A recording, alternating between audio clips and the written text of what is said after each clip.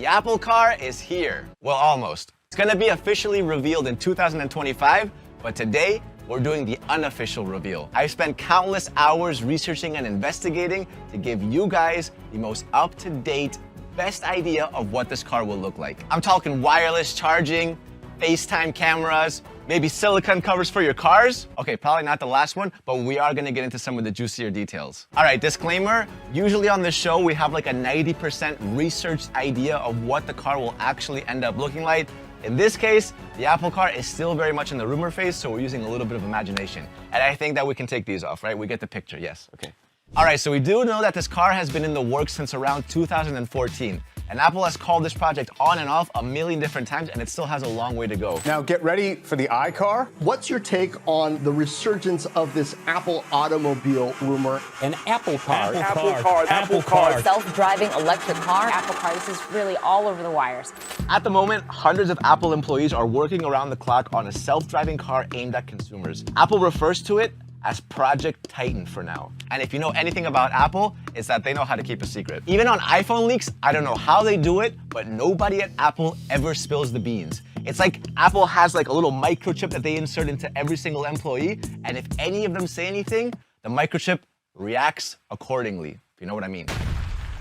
So far, one thing that we do know for certain is that when you buy the car, you're gonna get the car, but not the charger.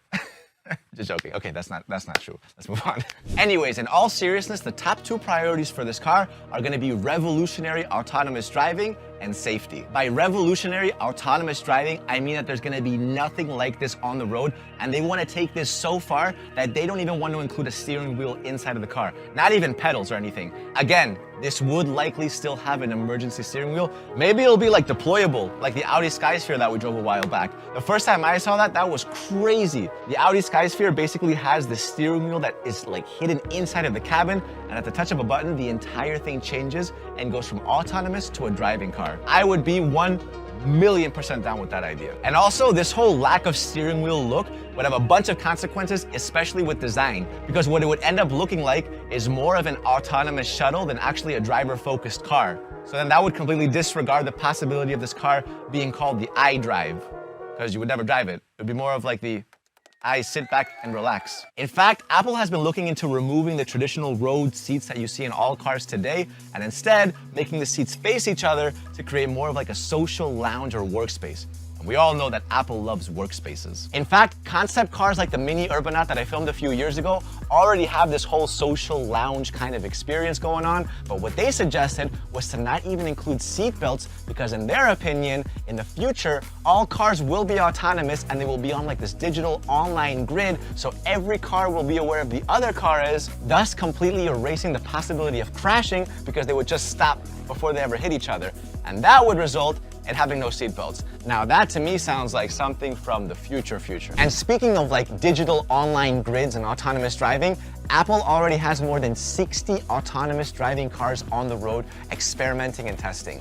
The only catch is that Apple is currently using rented cars from Hertz, like Lexus SUVs with cameras and sensors. So they're not actual Apple cars yet, but they are getting started. Anyways, this Apple car will likely not have any keys. Instead, your iPhone or your Apple Watch will act as the key.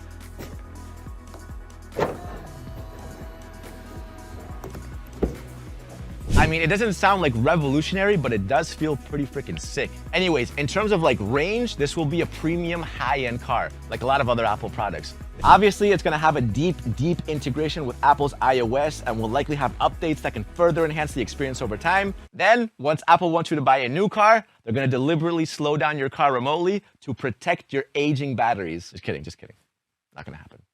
I hope. Now, before we get into the actual images of the car, we need to first understand that Apple is actively looking for partners to build this car. They're not just gonna do it alone. And this information could completely change the look of the car. They've had discussions with Nissan, they've held discussions with Hyundai. Apple and Hyundai Kia are close to finalizing an agreement that would have that car built by Hyundai Kia here in North America. They've even had discussions with Porsche, with Porsche's CEO saying that they've discussed exciting common projects with Apple just a few months ago. But it's still way too early to make anything serious out of this yet. We also know that Apple has officially received its autonomous testing permit from the DMV, that's the Department of Motor Vehicles in California. So something is definitely cooking. I mean, it's happening. All right, so it's time to reveal this car. We've collected the research, we've gone through the rumors, we've sat down together collectively and speculated that this is a realistic example of what the Apple car will look like. All right, let's start off with the look. Minimalistic, futuristic, clean, classic Apple. The top of the car is gonna be this huge panoramic glass panel, which will completely illuminate the interior of the car with natural sunlight and make this thing look like a freaking spaceship. If you look a little bit further down, you'll see that the car has no door handles. In fact, it doesn't even have any seams for the doors. And that's because instead of 2 doors on each side, they're gonna have one gigantic door that'll open up like Batman style and give you access to any seat inside of the car. It's gonna be incredibly open. Over at the front, you have one huge sweeping black panel loaded with cameras and sensors to allow for fully autonomous driving. It's gonna have sleek daytime running lights surrounding this panel, and the headlights are gonna be integrated into the grille. So when they're off, you can't even see them, but when they're on, they will illuminate everything. Now, if you look over on the side, we have to acknowledge the wireless charging. Now, this is something that I do not think will necessarily happen, but it would be pretty cool. Just because wireless charging is pretty aggressive on the batteries, I'm not sure it would make sense to do it on a car. To be honest, Apple does love to like revolutionize and create crazy features. I would have to give Apple a lot of credit if they were able to make like a sustainable, functional, wireless charger on the floor. That'd be freaking sick. All right, that's enough for the front. Let's head over to the rear.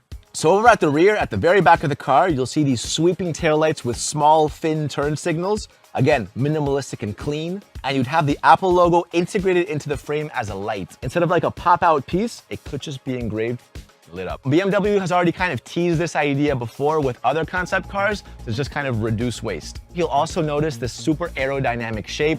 I mean, you kind of saw it from the front, but this will be a very aerodynamic car, which will help its range overall. The more drag you have on an electric car, the shorter the overall range will be. All right, now it's time to go into the interior because this thing is freaking crazy. All right, take a look at this interior. So now you guys can kind of appreciate the glass panoramic roof. Look at how much natural light you would get in here. Everything is super clean, but super modern. And my favorite feature is this huge screen that you have on the door itself. So you'd actually be able to use this as a touchscreen. They would actually redesign kind of like an oversized iPad, almost the size of a TV, click into different apps, share different notes, you can see your notifications. And on top of that, you'd have a FaceTime camera.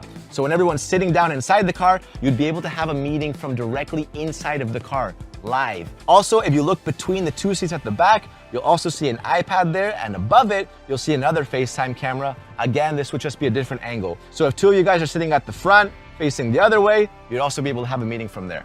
This could also serve as like a 24-hour surveillance camera. But again, this is gonna have a deeply integrated Apple iOS into the car.